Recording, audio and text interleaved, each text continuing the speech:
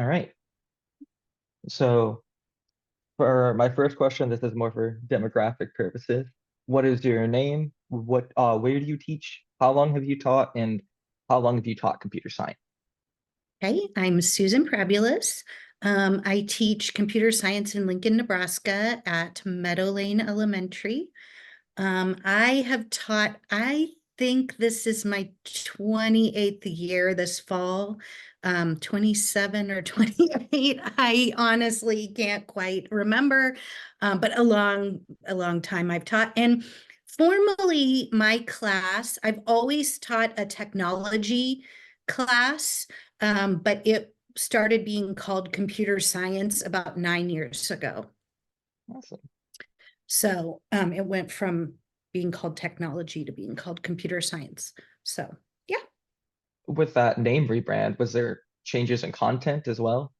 yes. So at that time, um, not to give you a long story, but the technology specials, they called my class a specials class, had gone through lots of ups and downs because we had some changes in um, leadership at the district level. And they were really pushing for technology just to be taught in the regular classroom and not as like a pull-out special. And so Kent Steen at the time was kind of in between. They were trying to figure out what his job was going to be. And he ultimately grabbed onto the Hour of Code movement. They were really impressed with what he did. And so then he took over and helped us rebrand our class as computer science and change. We spent a whole year researching to change the content and to decide what we were going to teach so that our class was not, um, you know, maybe focused on more computer science, more programming, more computational thinking that wasn't going to be taught in the regular classroom with their Chromebooks. So helped us to stay relevant, give us a new focus. And I think it was a really good, whether it kept us in jobs or not, it was just needed. So yeah, so that's kind of a short story of how that happened. Yeah, that's interesting. So you said you taught it as technology. Would you say when did you start teaching it as technology? Because obviously the transition was 9 years ago. Yeah, so your second question, which kind of goes back to, is I'm formally trained just as an elementary education teacher. But when I student taught, I used a lot of technology to make my lessons. Of course, that was before, like we didn't have a projector. We didn't have we had overheads and blah, blah, blah. But the teacher I was with noticed how much I used technology to make things. And so she had me spend some time with the technology teacher at the building towards the end of my student teaching. And so it just ended up that kind of through making some connections that I had a few different interviews, but the interview I ended up getting was for a technology teacher. Um, so I started with no actual teaching experience for technology. So all of my learning has been like on the job training, teaching myself. But let me see where I was going back to that. And so that class really just touched on a variety of different technology topics. I've always taught a little bit of programming, but that wasn't really the focus of what we did. Anything from spreadsheets, documents, painting, drawing, all of those kinds of things, which are still a little bit in our more digital literacy and not as much programming. And then we made the shift where at least 50% of our time was going to be computational thinking, and a much smaller percentage of our time is digital literacy and creative computing. But they kind of can overlap too. So Has that decrease in digital literacy impacted students' performance in CS in like a positive or negative way? Um, I don't know. That's hard to say. I think it has definitely, from my teacher perspective, given me more time to help them, to allow them to problem solve and not have to worry about like, oh, we've got to get this done. Or like some people will say, I have 2 weeks to teach my coding lessons. Like I've heard that from a lot of the teachers in air, or I've got to fit it into this little thing, whereas I don't have to fit it in. I fit in the digital lit a little more, but also some of that we can sometimes make it. We tried really hard to also make it where maybe we could like triple dip, if you will say. So we could have all three areas that we do, like in a lesson. So teaching kids to, you know, um, use some of those diglit things to help them in their computational thinking, in their creative computing, and so on. With how much the kids, I do think that kids would say that it is more fun to come and to not just do like more Google Slides, more because they do that, in their classroom, and that where I used to be able to kind of, which I still can, because I can pull out a little, teach them some more of the fun tools in there. But, that's just kind of like humdrum everyday, you know, Mhm. work. And so it's always fun to have things that are a little different, a little more exciting, and to kind of show them the behind the scenes of like what they're using, how it works in some ways. And so I do think that they enjoy it, and being different from what they do every day in their classroom. Yeah. Yeah, that makes sense since it's become such a big thing now. Most classrooms are basically a digital literacy classroom onto Yes. themselves. That makes sense. Yeah. What were some of the struggles you encountered in your journey through CS Ed? Yeah. Eh, So, oh, no, sorry. no, you're good. You're good. I have the questions up too, so I'm looking at them. Yeah. Um, well, one, not really being formally like trained. And not saying I haven't like taken some classes and and learned, but I definitely at the beginning felt like, okay, what am I doing? I've had a little bit of that imposter syndrome, like, okay, I'm trying to teach them how to do it, but I don't really know how to do it. And um so that was a little, obviously though, I had other people that were in the same boat as I was, and I had a supportive administrator who, in Kent, who was trying to constantly seek out, like learning for us as teachers and, ways to help us. Um, but I feel like, and I know this isn't part of that question, but it maybe goes a little bit to the next one. Like for me, I just started to not, I tried to not, what do I want to say, bite off more than I could chew in terms of um, teaching it. And so one thing I did was like, there's these scratch cards that have like little mini sort of lessons on them. And Kent had bought those cards for us.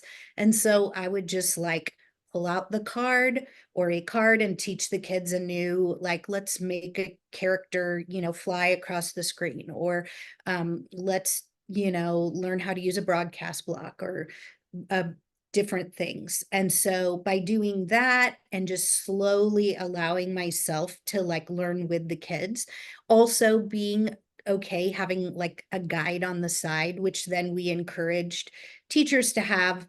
So a sheet with the code, if I didn't know, exactly, I could do that. I will say my teaching has changed a lot since then, because I don't need the guide on the side. And I can sort of what you might call code in the wild, like in Scratch or in something. So I can just, make stuff. And I don't have to kind of go, I'm really afraid I'm going to make a mistake and teach them, lots of things we hear from the air grant people. And so I feel like, I've come a long way. And then in letting them, um, yeah, like in how I teach it, not so much just like give and they get, but more like, more like all the things that I talk about at AIR. I didn't start out that way, but then have, progressed and advanced and stuff. So, Yeah. So you think having that support system around you is really important for becoming more yeah. confident? Yes. I mean, I'm always internally motivated to learn new stuff and to do stuff on my own. So I would still do stuff on my own, but in the moment, and I will say our computer science teachers now today, we have a Zoom chat that's open like all the time. And there's, like 40 some of us in it. And that's probably been one of the most beneficial things because at any given time, somebody can ask a question or they can post a code and say, hey, I tried this, it's not working. Or they can even private Zoom chat me or Jason, the other lead teacher in our area, or some other teacher if they don't want to put it in that chat. But we're pretty like open with each other. So I think also being able to have that open community of learners, and me, I've always tried to have some people around me who, yeah, I trust. I can be like, hey, what do you think about this? They can ask me the same thing and so on. So I do think having other people um, as support is really important because they can also tell you, it's okay, or you're doing a good job, or you're taking small steps, but that's okay. And I feel like Kent Steen at the time really did that for a lot of us because he saw a bigger vision of what it could be. And so that year that we spent also sort of researching things was a little bit more time for me to prepare mentally too, and to start trying some stuff, if that makes sense, without having to fully like dive into teaching it. I guess for me also the other thing was I was helping to make the curriculum at the time. So that was an added pressure because I was like, okay, this is new for me.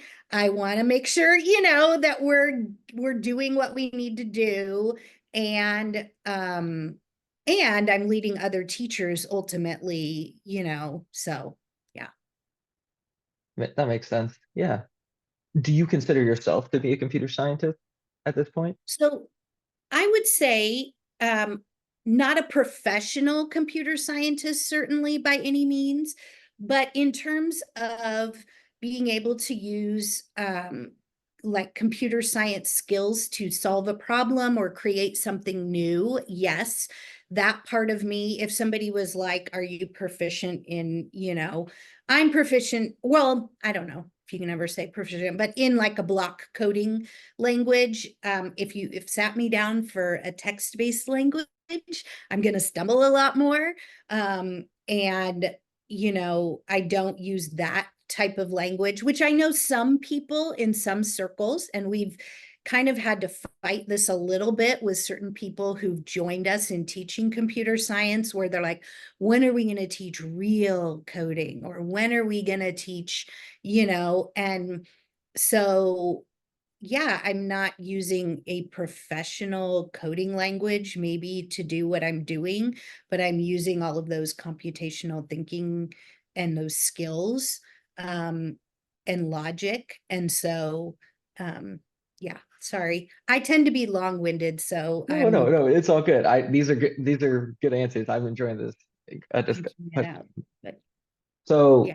you had said made a distinction between a professional computer scientist and what you're doing. What makes that distinction? Like, what are the traits that you don't Well, for describe? me, I think, I mean, well, one, I never, and maybe this doesn't matter, but I wasn't ever really formally like trained to do computer science in any real way. Um, and I do use it for my job, but I don't use it to like make professional computer programs for, I don't know. I guess that's in my mind a little bit. Like, yeah, Sure. So because there's not the tools you're using, you don't ascribe to what you think of as a professional. That's yes. kind of the I mean, distinction. and I would consider myself more of a teacher than, Hmm. and that's probably because that's my background. So if somebody asked me, or computer science teacher, but not necessarily, I can't say that I often sit and consider myself a computer scientist, but I do think that I use those skills. Um, and yeah, and I probably still have, just like all the people in air, a little bit of that like growing to do in, owning like what we do. Um, but yeah. So when people ask me what I do, I say elementary computer science teacher. But I don't really go into like, I don't know. Does that make sense? Yeah, no, yeah, that makes a lot of sense. You had also mentioned a bit of that struggle trying to justify that block coding as a legitimate coding language. And I know when I first started helping out with Air, I had some different perceptions, but watching you do it and just thinking about it in general helped, validate the reasonings for it. But what have been some of the struggles making block languages accepted in the space of education? Yeah, I mean, definitely, like I said, we've had a few people who joined us to teach who maybe had some previous programming experience. And they, and I definitely was like, really encouraged them to not, and I never say to the kids that when we're programming like in Scratch or in code.org with the blocks, that we're not doing real coding. And I think that was a thing of just trying to get across that they're still coding, they're still using all of the logic and the principles, they're just not typing out all of the code. And so some of the syntax, some of the stuff that's going to trip them up has been hidden away from them. Um, and so really, and I do feel like I've made progress with some of the people that we've had, uh, and in getting them to see that, if you always say, well, we're going to get to real coding when we do text-based coding, then kids, I mean, in my mind, I would be thinking, okay, well, then why are we doing this type of thing? But I think trying to have like examples where they can compare between the block. That's one thing like with Alan that I encouraged him in teaching the JavaScript class to add in some of the blocks sometimes because you have people coming in who are like me who have learned that way. And so helping to make those comparisons also coming from an elementary perspective. But I think just, yeah, getting people to and normalizing and in a non-threatening way, just saying to people, hey, it'd be really good if you just encourage the kids that they are learning computational thinking skills, programming skills, even though they're using blocks to do it. And I don't use it to teach with, but the middle level code.org where you can switch between the blocks and the text. And I think that could be really powerful just to help them see, hey, what I'm doing, does look like this. Um, yeah, No, that's a good perspective. Uh, Moving to the next section, what were some of the shortcomings that you've noticed or experienced in the field currently, just overall? sure. Well, obviously, like, and at elementary, it's a little different, but like females that are, having female perspective in the field. And even in teaching, like I would say at elementary, we have a lot more female teachers. And all of our students get the opportunity in Lincoln. But then as it goes up, I feel like there's more and more like male teachers, computer science teachers, and not that all of them are, but I've just noticed that just tends to be a trend. And then male students that, are involved. Also, probably students of color getting those opportunities. And then, what do I want to say? I feel like at LPS, we have a lot of resources for our teachers. And I know there's lots of things people can buy out there. But just in general, in having helped so many of the air grant people, just having things for them, or them knowing where to start. I Hmm. guess that might be a good way. There's lots of stuff out there, but do they know where to start? Um, and yeah, and I had that same experience at the beginning too. Yeah.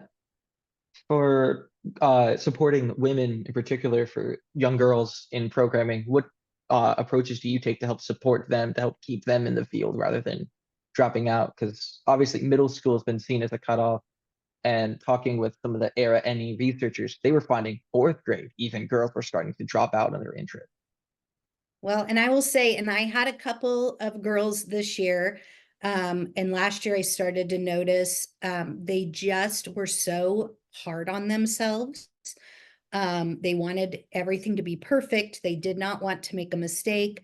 Not that that can't be, because I have boys that are like that too. But and so honestly, really trying to do a couple of things: normalize mistakes and that failure. And you've heard me before, like fail forward, but I actually like celebrated mistakes that one of the girls was making, and made her celebrate them, just so we could like bust through a little bit of the I get everything wrong. Or And I will say, I mean, there are male students in my room who zoom through stuff, and there are females too. Um, but I do know that can at fourth and fifth, they start to really, I don't know, see the differences in one another a lot more. And whether it's academic differences, levels, male, female, wanting to look cool to their friends, all of that kind of stuff. And so, um, not wanting to admit, I don't know how to do this, or I'm frustrated. Um, the So normalizing that for everyone, and then bringing in the creativity piece a lot. And I'm really lucky, since I do like set the tone for our curriculum, of being able to say, yep, we're going to make games, or we're going to make projects that you guys are interested in. And not just, oh, well, you're studying the Oregon Trail, so I have to make a project that goes with the Oregon Trail. And not that those things aren't good, but I like being able to say, let's make, a fun project that you're interested in. And so allowing them that creativity piece along with some of the programming, and using code to be creative. But yeah, I feel like helps a lot of the girls, because they tend to, they want to make things that are important to them, not just to see if it will work, but making something that's meaningful to them. So yeah. No, And that also trying to be a good example, a good role model for them. And so I had mentioned, in the, I don't know if I mentioned it when you were there that day, but like not saying things about myself, like what I think are my own shortcomings, like reframing them when I talk to the kids about them, like no, I'm not good at playing video games, but I don't say it that way anymore. Or I'm not good, I mean, you could name like art, whatever. I mean, I have a novice skill at those, but reframing it in that it's something I'm still learning, or if I really wanted to do better, I could practice and learn more, and trying to reframe some of those. Because it's really easy to be like, oh, I stink at that, don't have me play it. I fully tell them I will not be good at this game yet. I would need to practice it. But trying to use a little more language like that, and positioning myself as like always learning, I think, and as a female, hopefully they, will take that away. And I don't know. No, yeah, yeah. Are there any traits that you tend to see in students, particularly not girls or minorities, that allow them to succeed more or maybe cause more of a stumbling block? I know you mentioned a bit of the perfectionism, but are there some others? Yeah, I mean, I think,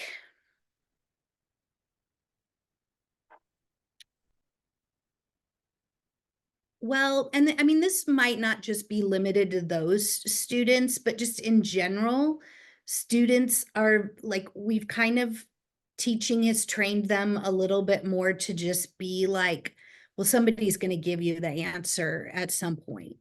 Um, or kind of sit and get, kind of like I mentioned earlier, like, we'll go over the whole worksheet together, or, type of thing. And yes, there are points and times where I will, we'll come together and just for whatever reason, time, whatever, or the whole room isn't understanding, then I need to like step through it. But like I do feel like in this age, for instance, I can make a video of myself teaching and they will be glued to it versus me doing the same thing live. And I think that's just a little bit of a difference that I've noticed in teaching these like 27 years of students. But in the age of TikTok and YouTube and all that's, they will literally tell me, I went home and watched YouTube all weekend. That's sort of their language. Um, so that can be a little bit of a challenge because I don't always want to make videos and I do want them to hang with me, um, live. But yeah, I do think just the whole like, um, I don't know, maybe they see some things as just like a hurdle to jump through to get to, to be Mhm. done with it or whatever. And so really trying to get them to see, nope, that you will have to figure out how to get over this hurdle. I'll be here to support you, but we're not just going to like give the answers. And I think that was a real big shift. Um, and I still get lots of kids who get upset or who want the answer or type of thing. So I'm trying to think. I mean, other things that affect, like at my school, more kids come with more needs that are not met outside of school. And so that's a factor too. If they're not getting those needs met, then me giving them a puzzle to solve that they feel overwhelmed by, is just gonna be more and more. So, um, yeah, I'm trying to think. And also maybe a lot of those kids, just not seeing themselves as like they have a different picture of what their career goals are, what their life might be versus like you coding or computer science. They just maybe don't always see themselves in that role. Yeah, absolutely. That's definitely been a struggle I faced when I was doing a bit of my teaching and talking to students about computers and stuff. So, what's one thing you would change about the field right now, or in the elementary space, but even maybe in the upper levels? What's one thing you would change that you think could really improve the field as a whole? Well, and we had this a little bit more, and maybe this isn't what you're looking for, but I would love to see more of like elementary, middle, high, and beyond, like talking, working together, talking with each other about what's happening. Um, we had that at the beginning where, teachers at all levels were having conversations, and I have that perspective because, I'm friends with Alan and other middle level and high school level teachers and stuff. But now our district is like segmented us because of changes. So elementary does their thing, and then middle and high, I honestly don't really know what they do so much anymore. So that's one thing that I might change. Um, I think, Another thing, oh, go ahead. oh, no, I was just gonna say, yeah, I've noticed in math, they've kind of tried to structure things so it does pass along, and it's been relatively successful in making math a more approachable and easier subject for students. Yeah, I mean, well, you think like it could only make things better if, like if I had, I mean, I start at the ground level, so I don't have another teacher before me, but if I did, I would want to know what things have you done? Or, and maybe it's not even about like, oh, you taught some variables, you taught conditionals, but it's like, this is the approach that we used, or type of thing. Because I know in math, like they now have some standard like problem solving steps or language that they use. And it's like, well, yeah, if, and through air and through some of the LPS teachers in the recent years, them going, oh, that's the language you're using. I want to use that language too. I mean, so that kind of thing. Um, yeah. And then obviously just more support overall for those classes at middle and high school. I know they have to fight a lot of times. I don't have to, well, not saying we don't have to fight at elementary. We have a different kind of fight to keep, to keep Hmm. specials, to keep all of that stuff. But they specifically computer science, I know at LPS at the middle and the high school level, it's always a kind of a battle of what classes they're going to offer and what schools, and does the principal support it, rather than it just being, hey, we're going to offer this, so all kids could have the opportunity. And I'm sure there's lots of areas, because I never have had to deal with that, where people fight for, uh, you know, oh, well, we want music classes to be offered, or we want this class or this class. So I can only imagine. But hearing, Alan and like some of his struggles, yeah, I would love, and really the middle level people is even more. I would love for it to be more standard so that when I talk to my kids about what their opportunities they will have, that they would all have those, whether they go to Mickle or, Color or Lux or wherever they go to middle school. And that's not really the case at this point, that they will all have those same opportunities. Hmm. Hmm. No, that makes a lot of sense. You had said something. I had a question. It was in my head, but Sorry. if I ever remember it, I'll come back to it. Um, what's been your favorite aspect of teaching, and what's been your least favorite aspect of teaching computer science? Yeah.